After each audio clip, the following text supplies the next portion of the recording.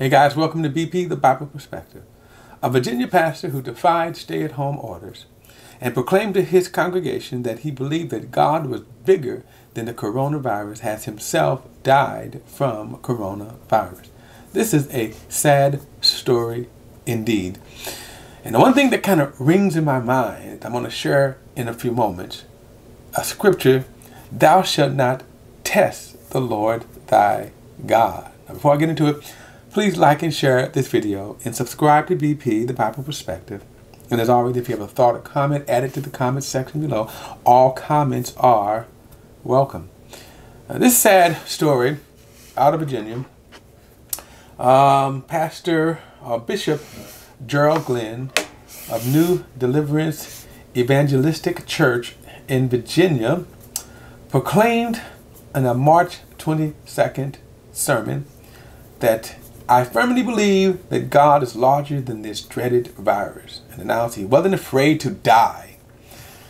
Well, as it turns out, on April 4th, his daughter announced that Glenn and his wife had tested positive for the coronavirus, and then last Saturday announced that he had passed away.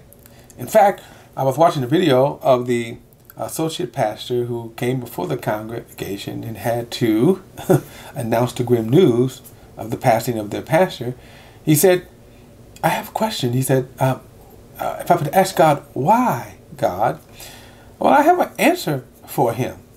I'm kind of even surprised that he's asking why. Well, here's the why to this. You defied orders and you went and exposed yourself to a disease that experts said he could be infected by. So the answer to the why is that's why. Folks, sometimes these answers are not as hard. My question is, why did you defy the orders? Why are so many people so bent on defying these orders? And certainly this sad tale should be a cautionary tale for all of us. This virus is real. Let me go back to, again, let's look at our chart again, people. Worldwide, we are approaching 2 million infected people, with only 478,000 worldwide recovered, 126,000 deaths. In our country alone, remember, we have 600,000 infected people. Let me say that again. The United States alone has 600,000 infected people, with only 38,000 people recovered, 26,000 deaths. Why, he asked? The question that I'm asking, why did you defy the orders? By the way, there are other people in that congregation that are exhibiting symptoms. You may go, why? Why, God? Why did you allow this? This reminds me of the story that I heard. And as these stories go, you hear different versions of them. Here's the one I heard. And there was this torrential rain that threatened this area. And the floods, they were warning people of an impending flood. Knocked on the man's door and said, hey, we need to evacuate you because the rains is high and it's going to flood. The man responded, God is going to save me.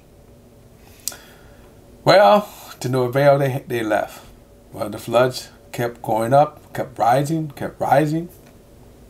Finally, you know how you see sometimes people in flooded areas, people get out their canoes and they start rowing, roll past them and say, hey man, jump in. It's flooding. He says, God's going to save me. Well, to no avail, they went on. Finally, the floods reached the roof of the house. The man was forced to sit on top of his roof. Helicopter came by and dropped him a line and says, hey, climb aboard. It's flooding. He says, God's going to save me. Well, you know where I'm going with this story. The man died in the flood. In heaven, he asked God, why did you let me die? How come you didn't save me? The Lord answered him, I sent you a boat. I sent people to notify you. I sent a helicopter. When people ask the question about this tragic, to me, sad death, and I'm going to go on and say it, foolish, because he didn't have to die. Possibly his wife is in certainly danger, and other people in the congregation.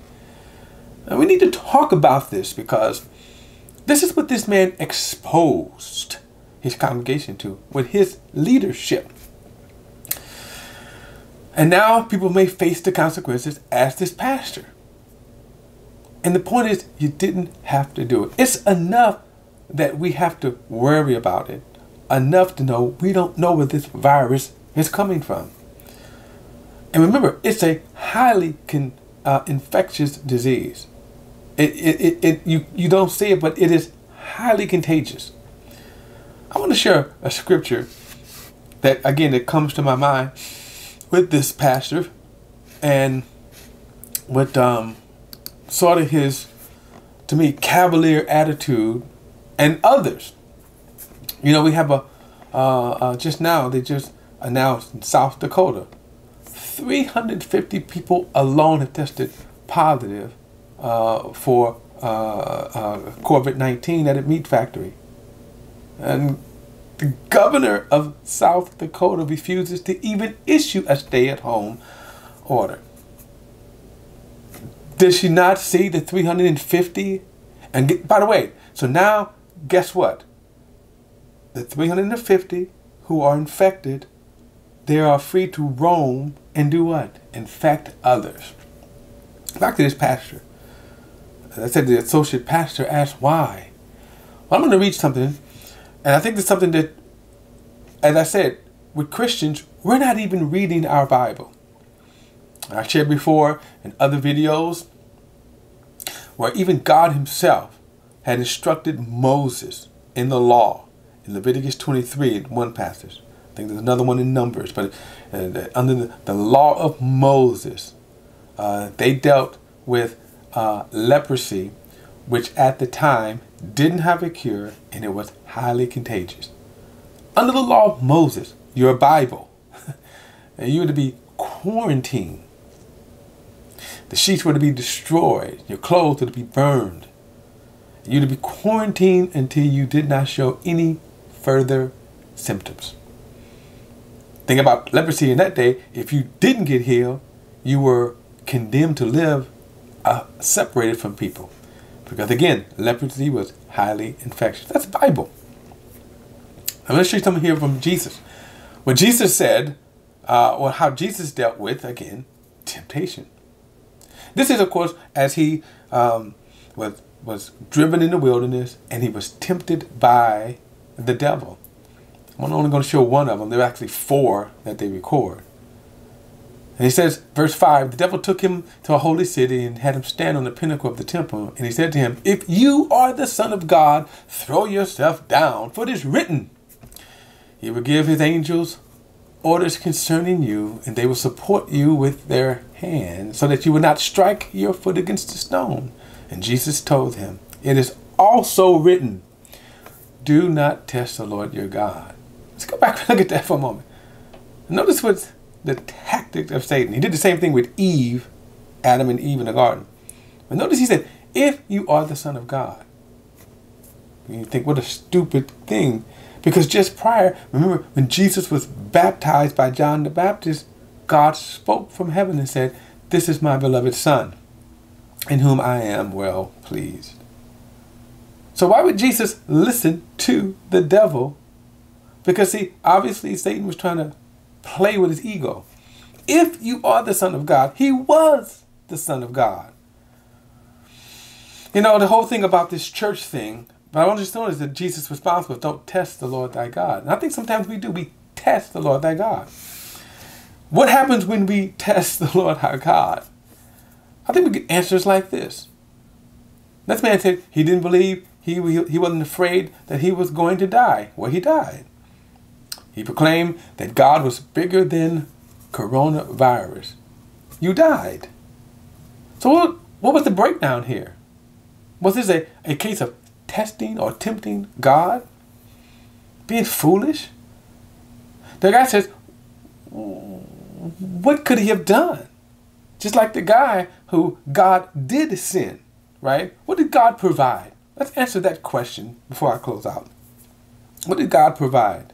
He provided knowledge. Here's what we have. Here's the knowledge we have.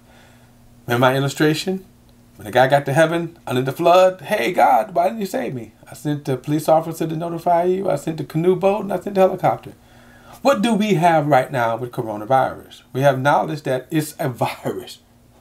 We have knowledge that it's a highly contagious virus. We have knowledge that we don't have a cure. Now, there's a lot of stuff we can't control, which we can criticize with the current leadership, especially, for example, as I just mentioned, the South Dakota governor. How about our president? What we can do, you can stay away from people, because one thing we know that it is spread by being contagious, by being affected, coming in contact with people who are infected, coming in contact with surfaces where people who are infected came in contact with. We can stay away from those. We can wash our hands.